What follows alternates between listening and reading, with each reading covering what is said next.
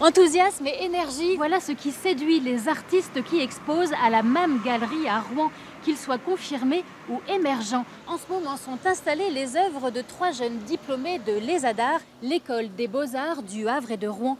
Bienvenue dans les yeux bien ouverts. MAM Galerie, la galerie de Marie-André Malville. MAM comme mum, maman en anglais. La coïncidence fait sourire la galeriste. Les artistes que Marie-André Malville expose, elle les porte, elle les suit dans leurs premiers pas et ne les lâche pas une fois lancés, qu'ils aient 70 ou 25 ans. Ces trois-là ont leur diplôme national des beaux-arts depuis juin. MAM les a repérés à l'école et a décidé de leur donner une chance. Michael Allais, Jim Kéré, Victoria Selva correspondent à ces critères. Il est essentiel pour moi qu'un artiste soit en accord avec son œuvre. C'est-à-dire que la personne que je vois et que j'apprends à connaître, elle doit être vraiment très proche de son travail, ou son travail doit lui ressembler, ou doit être partie intégrante d'elle-même. J'ai le sentiment que quand ces deux choses vont ensemble, le travail il est intéressant, authentique, véritable, véritablement porté. Et on n'est pas dans une recette de cuisine qui fonctionnerait bien et qui pourrait être commerciale. C'est comme un autoportrait, mais je voulais le faire en très très grand, en tout cas sur le mur que j'avais. Donc il y a une ortie aussi, c'est une plante que je cultive depuis longtemps. Puis là le personnage, en fait, il est en train de tomber. Puis il essaye de protéger son ortie en même temps, mais elle se fait à moitié attaquer par le vent. Moi, c'est vraiment les liens, les relations qu'on a avec les objets qui m'intéressent et comment on hérite d'un objet, comment on le transmet, comment on s'en débarrasse. Donc c'est forcément très personnel puisque c'est lié à, je crois, un affect aussi familial. Et moi, ce serait un peu le portrait de mon quotidien en fait à travers les peintures et les volumes aussi qui sont extraits en fait de photographies que je prends quotidiennement. C'est vraiment autour de cet espace qui nous entoure et de l'image que j'en redonne après, en passant par les filtres qui me sont personnels en fait. Maître de soi, sans envahir l'espace, voilà le défi de l'exposition collective. Ils ont réussi, chacun à sa place. Est-ce que le fait que le lieu soit particulièrement ouvert sur la rue, ça lui donne une visibilité? Et est-ce que ça donne une visibilité à l'art contemporain qui souffre parfois d'un déficit d'image? Ce qui est formidable, c'est que dans la programmation que nous faisons à l'UBI, viennent des publics extrêmement divers en fonction de nos propositions.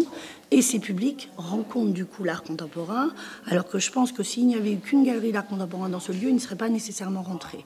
Donc là, ma mission, qui est de faire découvrir l'art contemporain au plus grand nombre, j'ai l'impression de la remplir. Il a sorti son 6e album en mars dernier. Kali l'a intitulé L'âge d'or. Avec ce titre emprunté à Léo Ferré, le chanteur continue à délivrer son message d'amour et de bonheur à son fidèle public. Kali est en concert dimanche lors du 70e anniversaire des comités d'entreprise. La fête gratuite a lieu à Harfleur. Toutes ces nuits, t'es mort 1000 fois pour vivre un jour ce moment-là. La vie quoi.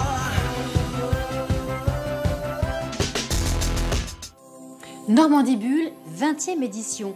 Dédicace, concert, atelier, le festival de BD de Darnétal ne bulle pas, mais fait son show ce week-end. À noter, l'invité d'honneur, Denis Bajram, l'auteur d'Universal War, expose à l'hôtel de Région.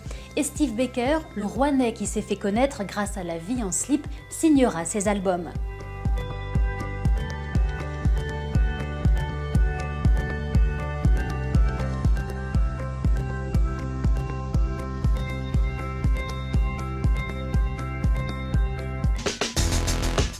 Giverny Rock'n'Roll.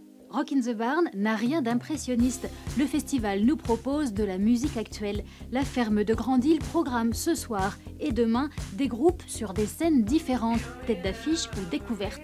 Tahiti 80 nous fera danser sur Ballroom, son dernier album.